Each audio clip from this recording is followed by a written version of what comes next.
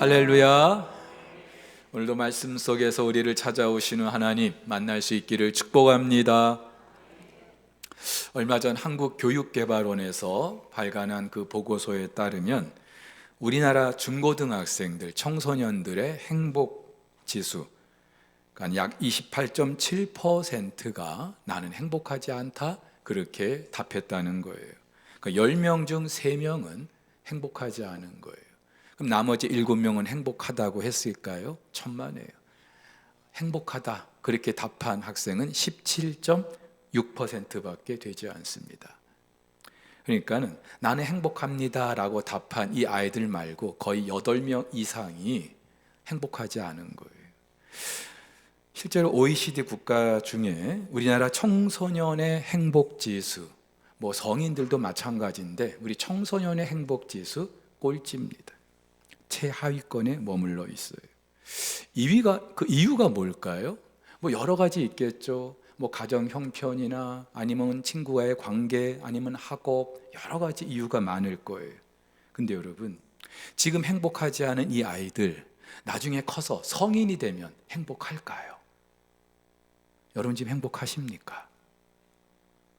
몇 분만 지금 대답하셨는데 나머지 분들은 행복하지 않은 거죠? 맞죠? 그러니 여러분, 우리 아이들이 지금 행복하지 않은데 무슨 기대로 살까요? 나중에 내가 성인이 되면, 어른이 되면 나는 행복하겠지, 그런 기대로 살 텐데 우리 엄마 아빠를 봐도 행복하지 않은 것 같아. 살 용기가 있을까요? 누가 여러분들에게 아니 너 정도면 행복하지, 그러면 여러분 뭐라고 대답하실래요? 이스라엘 백성들이 출애굽하고 광야 40년을 지나고 이제 가나안을 눈앞에 두게 됐습니다. 그러던 어느 날 하나님께서 모세를 통해서 이렇게 말씀하셔요. 이스라엘아, 너는 행복한 사람이로다. 너는 행복한 사람이로다. 이 번역이 조금 어색하긴 해요. 행복이라는 말 대신에 사실은 원어로 보면은 이스라엘아, 너는 복받은 사람들이다. 복을 받았다는 거예요. 여러분, 하나님께서는 왜 모세를 통해서 이렇게 말씀하셨을까요? 우리는 잘 알고 있어요. 지긋지긋한 그 400년간의 노예 생활을 끝내고 출애굽했어요. 홍해를 건너서 마른 땅을 지났어요. 길도 없는 광야, 하나님께서 불과 구름으로 인도하셔서 이제 가나안 목전까지 오게 됐어요. 먹을 거 마실 거 여의치 않았지만 하나님께서 만나를 내려주시고 반석에서 물을 내려주셨어요. 그리고 이제 약속의 땅 가나안이 보입니다. 얼마나 설렜을까요? 얼마나 감격스러웠을까요? 또 얼마나 행복했을까요? 근데 여러분, 과연 이들이 행복했을까요? 여러분들이 만약 그 무리들 가운데 있었다면 나는 정말 행복해, 그렇게 여러분들이 자신 있게 말할 수 있었을까요? 그렇지 않다면 이유가 뭘까요? 물론 애굽을 나온 건 정말 잘한 일이에요. 100번 1000번 잘한 일이에요. 근데 아무리 애굽을 나왔어도 당장 먹고 사는 게 중요하잖아요. 먹는 거 마시는 거 여의치 않아요. 그래서 성경을 보면은 이 백성들 틈만 나면 우리 다시 애굽으로 가자, 차라리 종살이 할 때가 더 낫다, 그렇게 말을 하지 않습니까? 거친 광야를 40년 지나야 했어요. 당장에 가나안에 들어갈 줄 알았는데 그게 아니었던 거죠. 그러면서 그 과정에서 출애굽 1세대가 다 죽었어요. 거의 다 죽었어요. 좋아요, 여기까지는 그렇다고 하죠. 이제 가나안에만 들어가면 그 모든 수고와 또 고생, 이제 보상을 받을 거예요. 근데 여러분, 지금 이 백성들이 가나안에 들어갔어요? 예? 대답을 해보세요. 지금 이 백성들이 하나님께서 모세에게를 통해서 말씀하시는 이 시점에서 이스라엘 백성들이 가나안에 들어갔어요? 아니에요. 아직 가나안을 목전에 두고 있어요. 물론 하나님이 약속하셨으니까 들여보내시겠죠. 근데 여러분, 이 가나안이라는 땅이 이스라엘 백성들 어서 오십시오, 현수막 걸어놓고 오기만을 기다리는, 무혈 입성할 수 있는 그런 곳이 아니에요. 이미 가나안 땅에는 이스라엘과는 비교할 수 없는 그런 원주민들이, 힘센 장대한 원주민들이 살고 있어요. 이들을 하나씩 하나씩 정복해야 가나안에서 살 수 있어요. 얼마나 걱정도 되고 염려도 되고. 여러분, 그래서 가데스 바네아에서 정탐꾼들이 와서 보고할 때 여호수아 갈렙은 할 수 있다 그렇게 얘기를 했는데도 나머지 10명의 말을 듣고 이 백성들이 안 된다, 다시 돌아가자 그러지 않았습니까? 그러니까 지금 40년 돌고 돌아서 다시 이제 가나안 목전에 와 있지만 이 백성들이 과연 행복하냐고요. 걱정과 염려로 가득해 있을 이 백성들. 근데 여러분, 어쩌면 오늘 우리도 그렇지 않습니까? 저와 여러분들은 예수 믿고 구원 받았습니다. 아멘입니까? 맞아요? 하나님 나라를 기업으로 받았어요. 맞아요? 그럼 행복해요? 행복해요? 행복하지 않은 분들이 몇 분 계셔요. 아니, 몇 분 정도가 아니라 그냥 말만 행복하다고 말씀하시는 것 같아요. 이유가 뭘까요? 이유가 예수 믿고 구원 받았어요. 하나님 나라 기업으로 받았어요. 이스라엘 백성들하고 똑같아요. 행복해요? 이유, 행복하지 않다면 이유가 뭐예요? 당장 사는 게 너무나 힘든 거예요. 현실이 너무 어려운 거예요. 먹고 사는 게 전쟁이에요.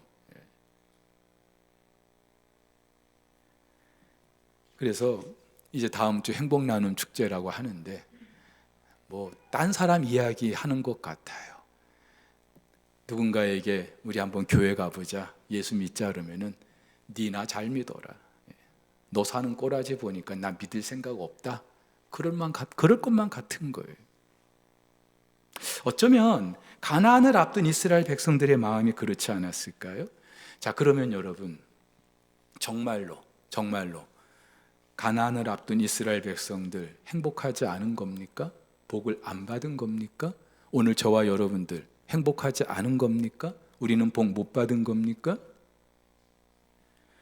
최근에 한국교회 트렌드 2026이라는 책이 발간됐어요. 지난 2023년, 그러니까 코로나 이후에 해마다 지금 이 시대를, 또 한국 교회를 이제 분석하면서 각 시대마다 10개의 그 트렌드를 제시했던 책인데, 올해도 여지없이 10개의 트렌드를 제시했어요. 근데 그 중에 눈에 띄는 게 하나 있는데, 무속에 빠진 그리스도인이라는 제목이에요. 무속에 빠진 그리스도인. 사실 우리 사회에서 무속은요, 그렇게 생소하지 않아요. 우리 나이 많은 어른들부터 젊은이들, 요즘에는요 젊은이들도 무속에 그렇게 심취해 있대요. 일자무식 백성들로부터 배웠다고 하는 엘리트 정치 지도자들까지 다들 온 나라가 지금 무속에 빠져 있어요. 요즘에는 유튜브 등을 통해서 더 광범위하게 이 무속이 성행하고 있어요. 단적인 예로요, 전국에 우리 목사의 수는 10만 명인데 무속인 수는 80만 명이래요. 놀랬죠, 여러분? 이렇게 많을 줄이야. 자, 그러면 사람들이 왜 이렇게 무속에 심취하는 걸까요? 여러분들도 옛날에 한 번씩 점집 가봤잖아요, 그렇죠? 네. 어떤 마음으로 갔어요?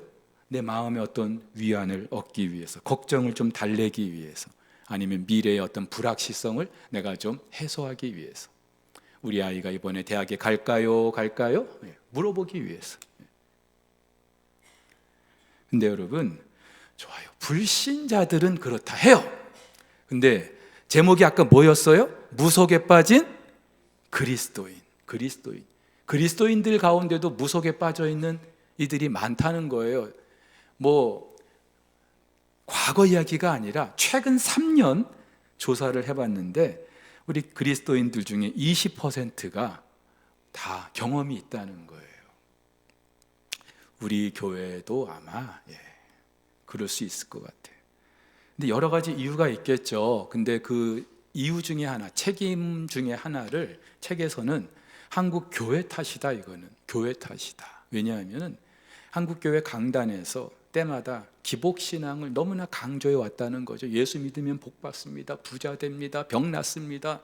그런 기복신앙을 너무 강조해 왔다는 거예요. 근데 저도 목회자의 한 사람으로 인정해요. 그리고 책임을 통감하면서, 그런데 여러분, 정말 목회자의 한 사람으로 저도 지금도 여러분들이 잘 됐으면 좋겠어요. 정말 신앙생활 열심히 하는데 경제적으로 힘들어하는 분들 보면, 하나님 좀 저분에게 복 좀 주세요. 복 좀 주세요. 건강이 여의치 않아서 너무 힘들어하는 분들 보면, 하나님 좀 고쳐주세요. 고쳐주세요. 기도가 절로 나와요. 절로 나와요. 근데 여러분, 최문식 목사가 기도하면 다 나아요? 그럼 아마 이 교회 미어 터질걸요?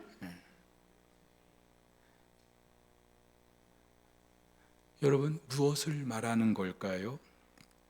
예수 믿는다고 우리가 생각하는 그 모든 것을 다 누리는 게 아니에요.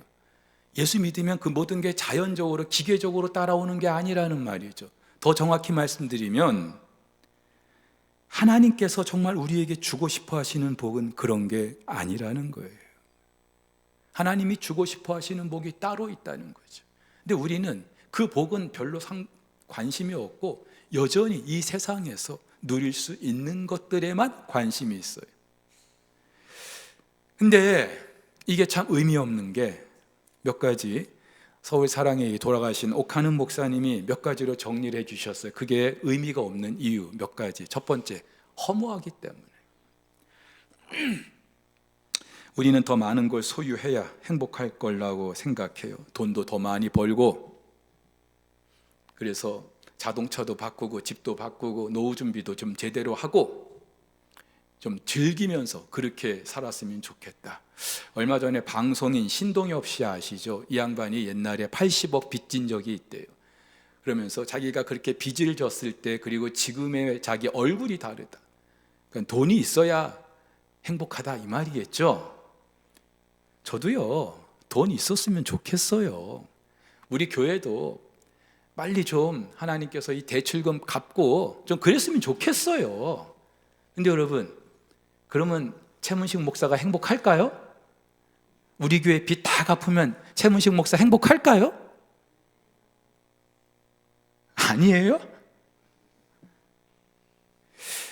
여러분, 실제로요, 우리 주변에 보면은 손에 쥔 게 많아. 근데 전혀 행복하지 않은 사람들이 너무나 많아요. 삶의 질이 너무 형편없는 거예요.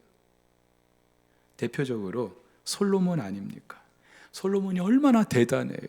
그가 누렸던 지혜와 명예와 부와 귀, 그 전에도 없었고 후에도 없을 정도로. 그런데 그랬던 솔로몬이 말년에 어떻게 고백합니까? 전도자가 이르되 헛되고 헛되며 헛되고 헛되니 모든 게 헛되다. 이걸 영어 성경으로 보면 더 적나라해요. meaningless. 의미 없다는 거예요. 돈 많아도 의미 없어. 아무리 권세가 있어도 의미 없다는 거예요. 그러면서 솔로몬은 그런 것들을 추구하는 인생을 바람을 잡는 인생이라고 말합니다. 여러분, 바람 부는 날 손에 바람을 잡아 보셨어요? 자, 그 바람 손바닥 펴보니까 바람이 그 안에 들어 있던가요? 이 땅의 것을 추구하는 인생이 그렇다는 거예요. 저는 이 솔로몬의 이 고백을 들을 때마다 솔직히 얄미워해요. 얄미워. 자기는 해볼 거 다 해봤잖아. 누릴 거 다 누려봤잖아. 그러면서 헛되다. 야, 다 그거 의미 없어. 우리는 그거 지금 누려보려고 아둥바둥하고 있는데 의미 없어. 솔직히 여러분 좀 얄밉지 않아요? 근데 얄미워도 어떻게 해요? 솔로몬의 말이 아니라 솔로몬을 통해서 우리에게 주시는 하나님의 말씀이잖아요. 하나님이 지금 그렇게 말씀하시잖아요. 자, 그런데 한번 생각해 보세요. 하나님 우리 얼마나 사랑하십니까? 그래서 그 아들까지 내주시지 않았습니까? 근데 정말 사랑하는 그 당신의 백성들에게 손에 쥐어도 펴보면 아무것도 없는 허무한 그거를 주고 싶어 하실까요? 여러분이 부모라면 한번 생각해 보세요. 자식이 손에 쥐었는데 펴보니까 아무것도 없는 그걸 주고 싶어 하십니까? 근데 또 하나 이유가 있어요. 우리 인생은요, 이 세상이 끝이 아니기 때문에 만약에 우리가 살아갈 수 있는 세상이 이 세상이 전부라면, 우리가 육신을 입고 사는 이 세상이 전부라면 마음껏 하나님은 그런 복을 주실 거예요. 아픈 사람 하나도 없이 해주시고 다들 부자 되게 해주시고 그렇게 해주실 거예요. 근데 아니잖아요. 우리에게는 이 세상이 아니라 또 다른 세상이 펼쳐져 있어요. 그리고 그 또 다른 세상은 지금 이 땅에서 누리는 그 모든 것들이 아무 소용이 없어요. 물론 우리는요, 이런 마음이 있을 거예요. 그 하나님 나라 모르는 사람이 누가 있어요? 천국 모르는 사람이 누가 있어요? 좋아요. 근데 천국은 천국이고 이 땅에서도 좀 잘 먹고 그렇게 좀 평안하게 형통하게 살면 더 좋잖아요. 누이 좋고 매부 좋고, 하나님 좀 그렇게 해주세요. 저도 그렇게 기도해 본 적이 있어요. 그런데 우리가 알아야 될 것이 하나 있어요. 바로 그것 때문에 하나님을 떠날 수 있어요. 더 결정적인 걸 놓칠 수 있어요. 여러분 주변에 보세요. 누리는 게 많은 사람들, 그들이 정말로 신실하게 하나님을 잘 믿는 사람들이 과연 얼마나 되든가요? 물론 그렇게 기도할 수 있겠죠. 하나님 저 못 믿어요? 한번 줘 보세요. 제가 하나님 떠나나 안 떠나나, 저 그런 사람 아니에요. 제가 지금 그런 기도를 좀 하고 싶어요. 근데 여러분, 누구라도 이 땅의 것을 누리는 게 많으면 많을수록 하나님 떠날 수밖에 없어요. 이거는 정석이에요. 왜요? 그 모든 것들이 우리의 우상이 되기 때문에. 우리 인생은 하나님을 섬기든지 아니면 다른 걸 섬기든지 두 개 다 섬기도록 그렇게 지음받지 않았어요. 우리를 창조하신 하나님이 그걸 모르시겠어요? 실제로 이스라엘 백성들 보세요. 그들이 하나님을 잘 섬길 때는요, 이방의 우상들 버렸어요. 그런데 이방의 우상들을 섬기기 시작하면서부터 하나님을 버렸어요. 자기들은 안 버렸대. 바벨론의 포로로 끌려갈 때까지 예루살렘 성전에서 매일같이 제사가 드려졌거든요. 봐라, 우리가 언제 하나님 버렸냐? 근데 하나님은 버렸다고 말씀하셔요. 실제로 버렸어요. 그래서 예수님께서도 두 주인을 섬기지 못할 거다. 부자가 천국에 들어가는 게 낙타가 바늘기로 들어가는 것보다 더 어렵다. 그렇게 말씀을 하셨던 거죠. 또 하나 더 중요한 게 있어요. 이 땅의 것이 많으면 많을수록 영원한 삶을 준비할 수가 없어요. 하나님께서 정말 우리에게 주고자 하시는 것, 그래서 그것을 위해서 당신의 아들을 십자가에 내주셨는데 정작 그것을 우리가 준비하지를 못한다니까요. 여러분 운동선수 보세요. 목에 금메달을 걸기 위해서 얼마나 피나는 노력을 합니까? 훈련을 합니까? 그런데 그들의 훈련 가운데 가장 중요한 부분이 뭐냐면은 절제하는 거예요. 먹고 싶은 거, 자고 싶은 거, 놀고 싶은 거, 쉬고 싶은 거 절제하는 거예요. 여러분 다음에 식단 이게 누구 건지 한번 맞춰보세요. 훈련 때는요, 아침에 샐러드, 요구르트, 과일, 점심에 닭가슴살 또는 생선, 과일, 저녁에도 똑같아요. 이거 먹고 힘이 나겠어요? 훈련, 자, 경기 당일에는 아침엔 샐러드, 과일, 우유, 바나나, 우유 또는 요구르트, 저녁은 거의 안 먹어요. 경기 끝나고 나서도 아침은 뭐 우유나 잡곡밥에 된장, 간단한 샌드위치. 이렇게 먹고 살려면 저 안 살 것 같아요. 무슨 재미로 살겠어요? 먹는 재미가 있는데, 그렇죠? 근데 누가 이렇게 먹냐면은 체조요정 손현재 선수가 그랬어요. 아이 목사님, 손현재 정도니까 뭐 손현재 다이어트도 있다던데 요즘에. 다이어트 하시려면 얼마든지 그렇게 하셔도 되는데, 여러분들이 다이어트 하는 이유가 뭐예요? 뭔가 좀 건강해지기 위함도 있지만 뭔가 지금보다 나은 어떤 그 상황을 여러분들이 염두에 두기 때문에 다이어트 하는 거 아니에요? 다이어트가 얼마나 힘든지 아시잖아요. 그렇죠? 뭐 모른 채 하십니까 그렇게?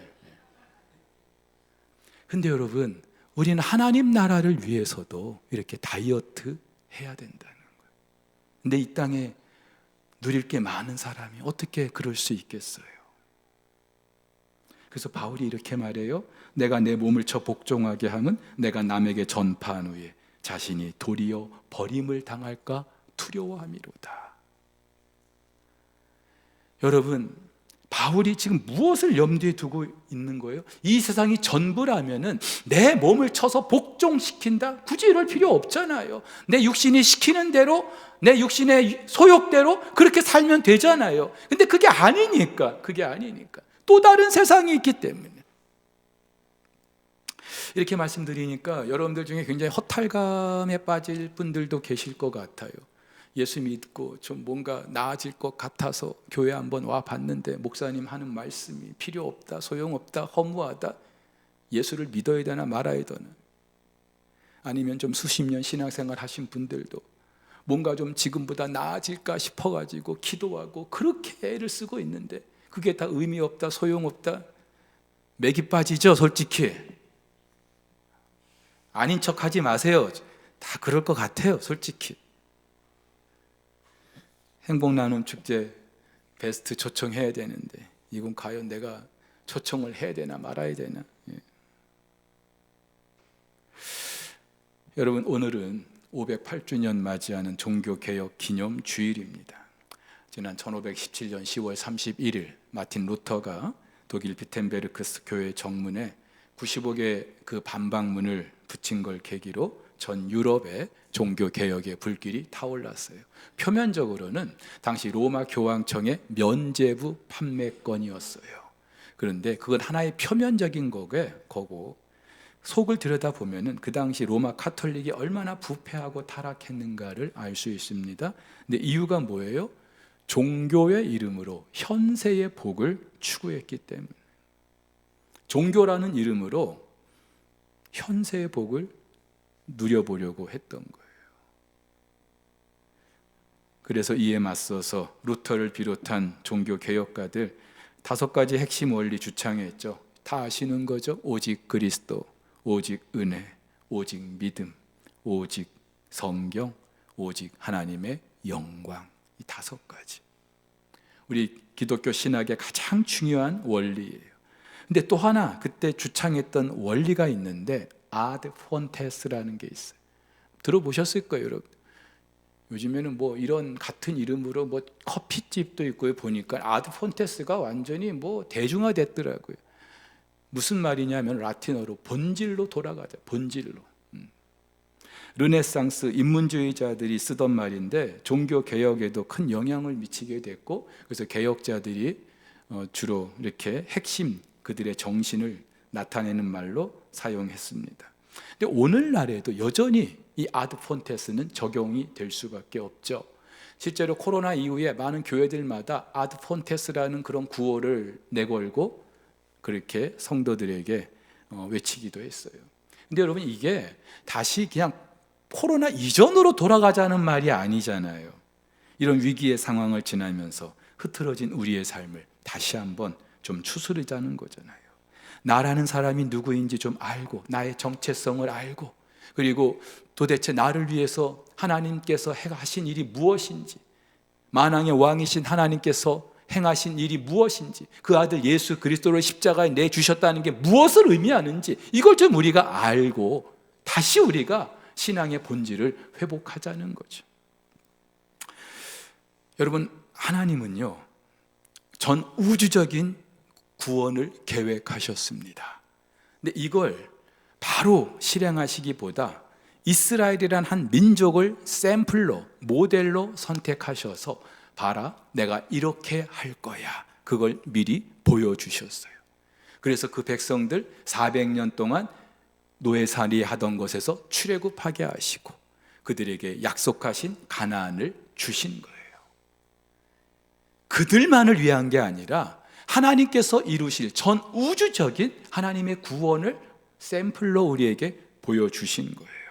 자, 그 백성들이 이제 약속하신 가나안을 이제 눈앞에 두고 있습니다.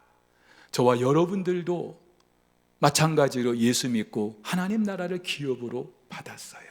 그 이스라엘 백성들을 향하여 하나님이 말씀하셔요. 이스라엘아, 너희는 행복한 사람들이다.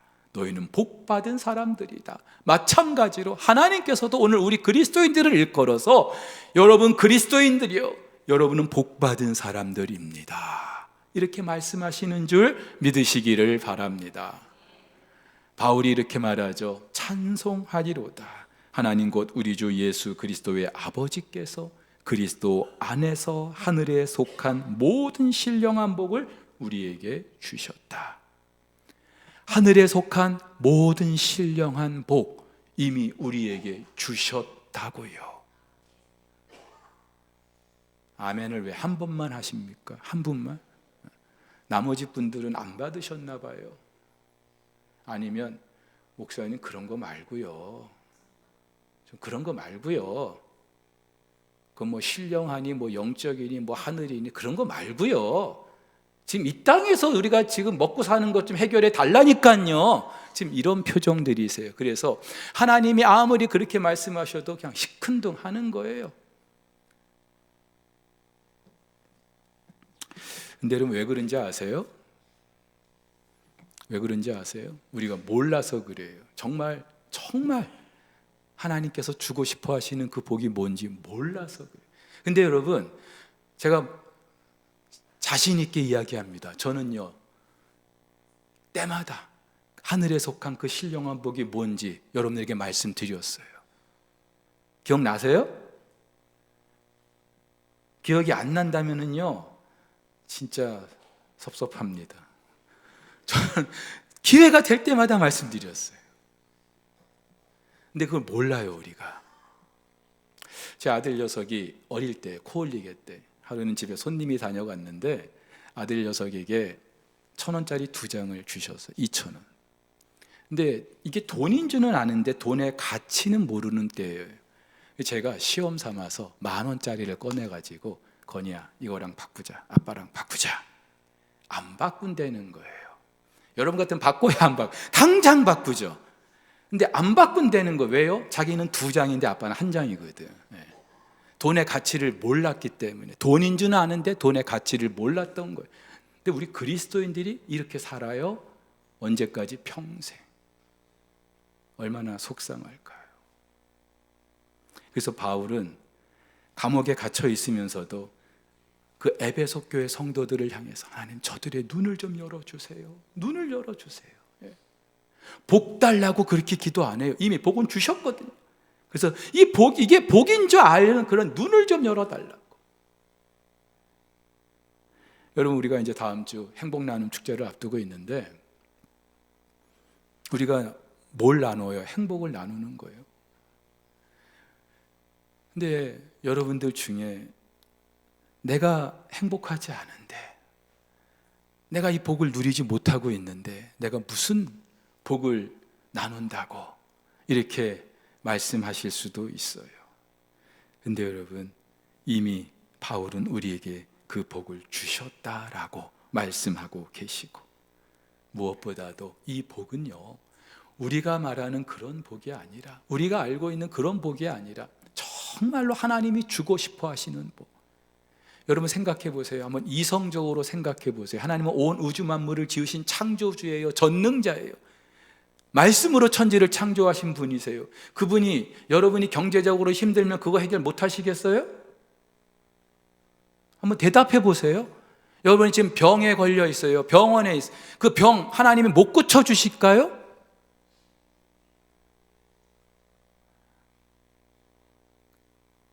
그걸 위해서 굳이 하나님의 아들이 십자가에 죽어야만 할까요? 아니죠. 하나님 말씀 한마디로 하나님 손길 하나로 다 해결될 수 있는 거예요.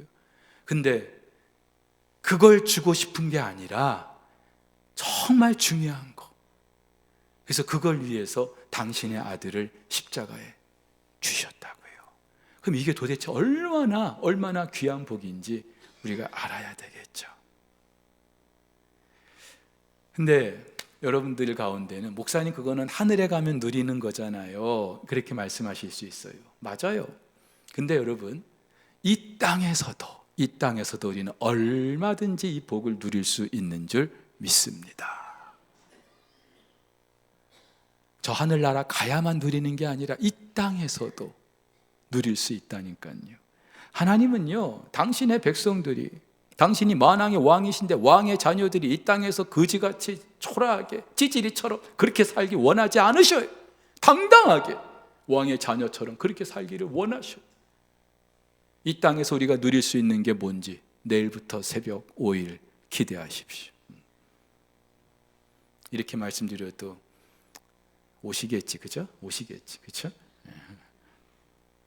사랑하는 우리 성도 여러분, 우리가 행복 나눔 축제를 앞두고 그리고 종교개혁 주일 한 번 우리가 더 맞이하면서 다시 한번 내가 누구인지, 우리가 정말로 무엇을 나누어야 될지, 하나님께서 우리를 위해서 무엇을 예비하셨는지 이걸 다시 한번 우리가 묵상할 수 있기를, 그래서 정말로 나는 행복한 사람 맞구나 우리가 고백할 수 있기를 예수님의 이름으로 축복합니다.